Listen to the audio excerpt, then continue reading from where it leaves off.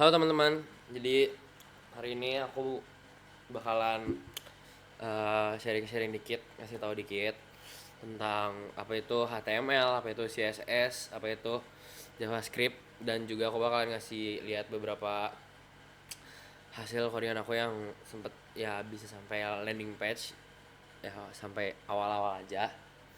Nanti di akhir video aku bakalan liatin beberapa dan aku bakalan jelasin juga. Nah, mungkin dari di sini banyak yang teman-teman banyak yang belum tahu kan kayak apa sih HTML, apa sih CSS, apa sih JavaScript kayak gitu. Jadi sebenarnya HTML tuh kayak kerangka bangunan di website. Dia yang nentuin isi-isinya mau ada apa aja, kayak judul, gambar, tombol, paragraf dan lain-lain. Pokoknya yang ngebentuk struktur dasar web ya bisa dibilang itu ya itu HTML gitu. Nah, CSS itu dia yang eh ngebagusinnya gitu. Kalau misal kayak gini tukang yang dandanin lah, nah gitu bahasanya. Dia yang mau biar bikin semuanya tuh kelihatan keren, mau warnanya ungu, merah, biru, hurufnya gede, terus tata letaknya mau di mana, tatanya mau di tengah-tengah kah, mau di atas, mau di bawah, gitu. Semuanya itu kerjaannya sama CSS. Biar apa? Biar webnya nggak polosan. Nah, ada juga satu lagi tuh si JS, alias JavaScript. Itu tuh yang bikin website teman-teman tuh bisa gerak atau responsif. Nah, kayak misal teman-teman klik ntar sesuatu ada react, kayak tiba-tiba ada gambar atau ada apa gitu, otomatis muncul dan dia berubah otomatis di situ. Itulah kerjanya JavaScript. Jadi dia tuh otaknya lah biar web nggak cuma pajangan doang. Mungkin kalau teman-teman belum paham ya, singkat bangetnya gini deh. HTML tuh nentuin bakalan ada apa aja, sama CSS nentuin kelihatannya kayak gimana.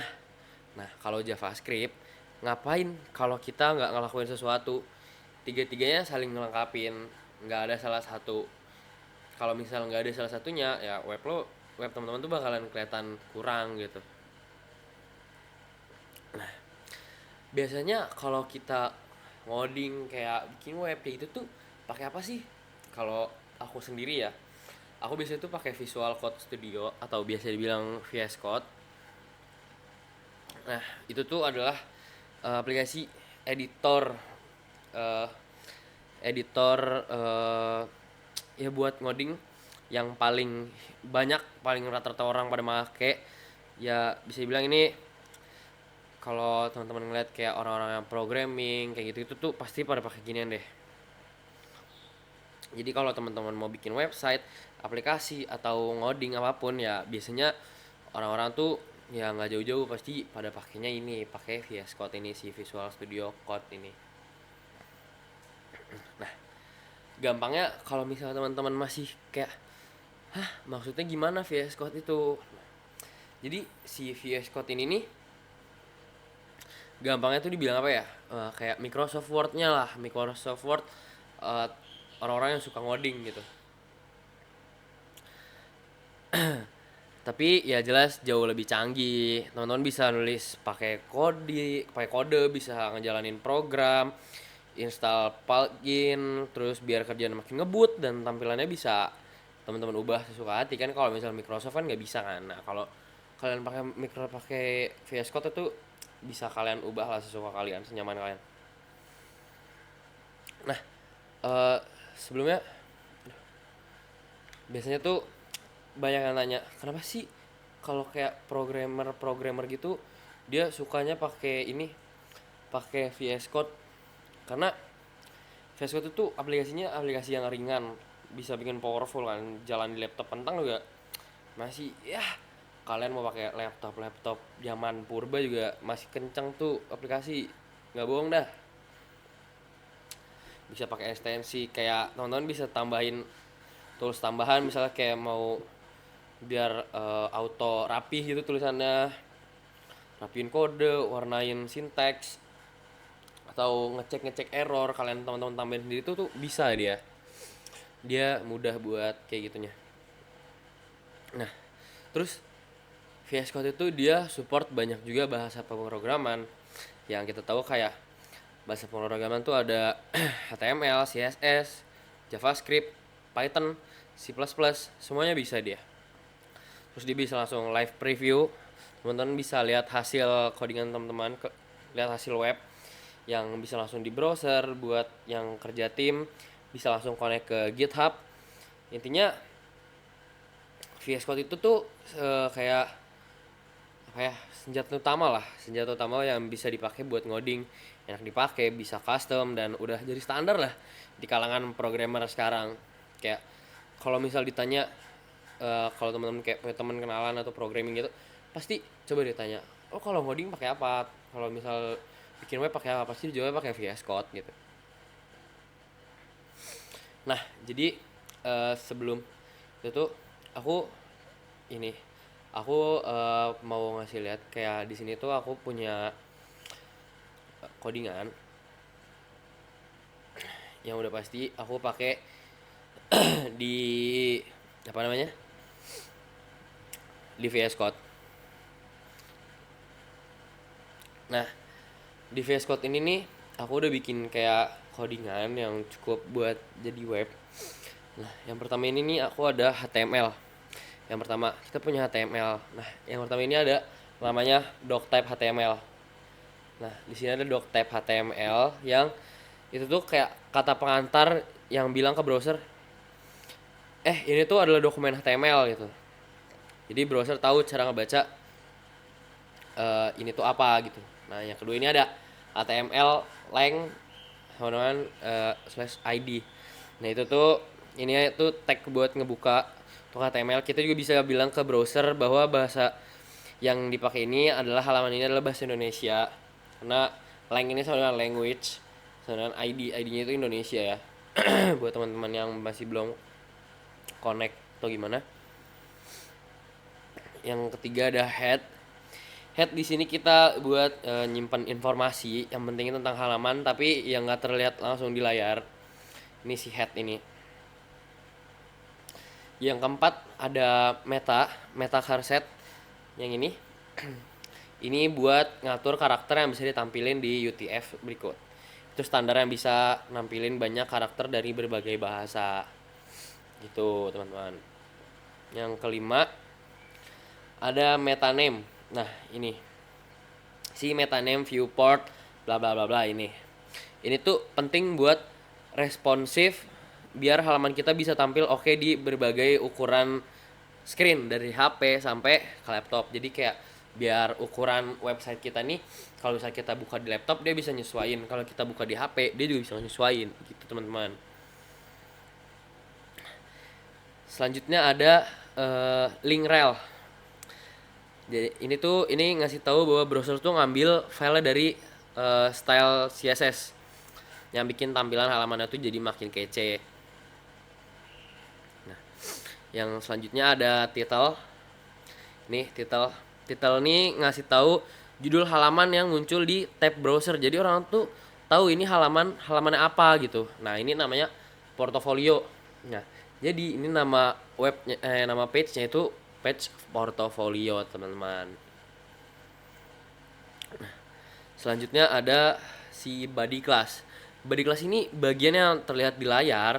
Kita juga masih kasih kelas ke home biar bisa lebih lanjut diatur sama si CSS-nya ini. Terus nextnya itu ada header. Ini bagian atas dari halaman websitenya, dari page-nya. Biasanya ini buat judul atau buat navigasi gitu. Selanjutnya ada H1. Ini sebagai judul utama di page tersebut. Nah judul utamanya itu selamat datang di portofolio saya. Jadi kayak misal pas kebuka langsung kayak, nah ntar yang nongol tuh sih selamat datang di portofolio saya ini teman-teman. Next itu ada nav. Nav ini bagian buat navigasi atau ya tempat link yang bisa diklik lah. Terus ada URL, ini daftar yang tidak terurut. Terus nextnya ada masih banyak, kita bisa ini aja skip. Ya index kayaknya udah cukup. Nah, ini ada yang kita ke next ya, achievement HTML. Nah sebentar, kayak sebenarnya tuh nggak nggak terlalu jauh beda teman-teman, karena ini kan sama-sama di HTML ya, di tetap satu HTML. Terus aku juga di sini aku pakai tiga kan, HTML, JavaScript, sama CSS.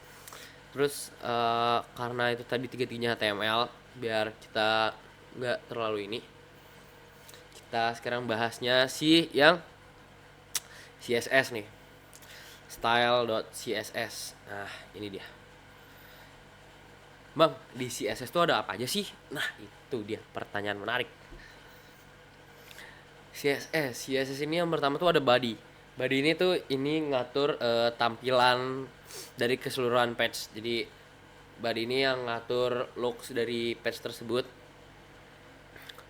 Habis itu ada font family.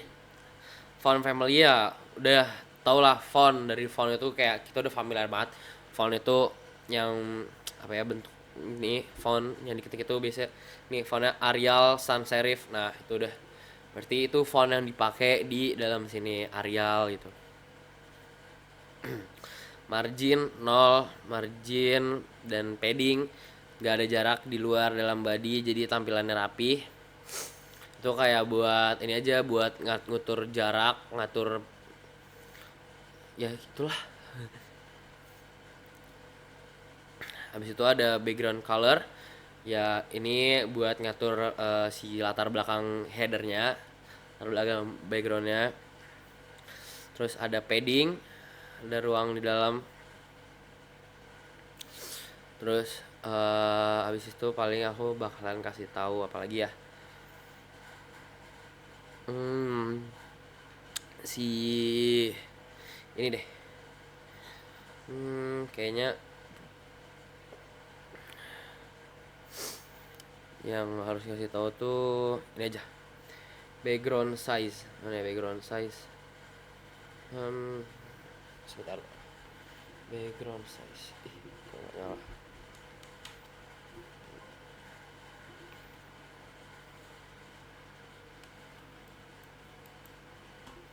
Nih background size. Nah, background size.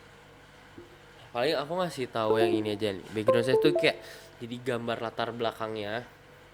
Nih yang mana tadi? Aduh tadi dong temu juga. Aduh, sorry.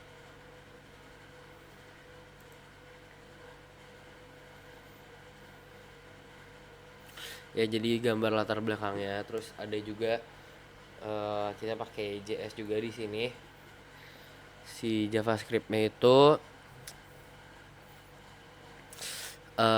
yang pertama Anda dapat menambahkan interaksi JavaScript di sini jika diperlukan. Dokumen add a first listener.